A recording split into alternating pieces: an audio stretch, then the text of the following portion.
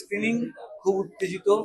বড় পর্দায় দেখার এটা কথা ছিল না, সেটা যে সত্যি অ্যারেঞ্জমেন্ট হয়েছে, সম্ভব হয়েছে, সেটা নিজের আমার খুব আনন্দ লাগছে। একটা শো হলেও দেখতে পাবো। ভূস্বর্গ ভয়ঙ্কর বড় পর্দার জন্যই ডিরেক্টর মাথায় রেখেছিল, তা সেই জন্যে ভিজুয়ালও সেরকম ভাবেই সে ন্যারেট করার চেষ্টা করেছে। এবং আজকে সবাই যখন দেখবেন তখন দেখতে পাবেন যে এটা বড় পর্দার জন্য এত ডিটেলে, এত চমৎকারভাবে প্রকৃতিকে সেখানে এক্সপ্লোর করা হয়েছে। হ্যাঁ, মানে আমার তো খুবই এক্সাইটেড লাগছে, কারণ ফেলুদা আমি ছোটবেলা থেকেই প্রচন্ড আমার প্রিয়। এবং বড় স্ক্রিনে একটা সিরিজের আমি তো বিঞ্জ ওয়াচই করি, তো এটা একটা বিঞ্জ ওয়াচিং এর মতোই হচ্ছে ব্যাপারটা। আমরা তো খুবই এক্সাইটেড। ফেলুদা নিয়ে আগ্রহ কৈশোরে কোনো বাঙালির মধ্যে ছিল না।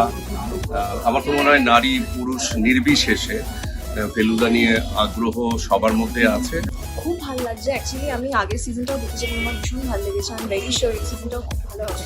এমনি আমার ফেলুদার গল্প দেখতে সবসময় খুব ভালো লাগে, আমি ছোটো থেকেই এত দেখেছি যে আমার ভীষণ ভালো লাগে।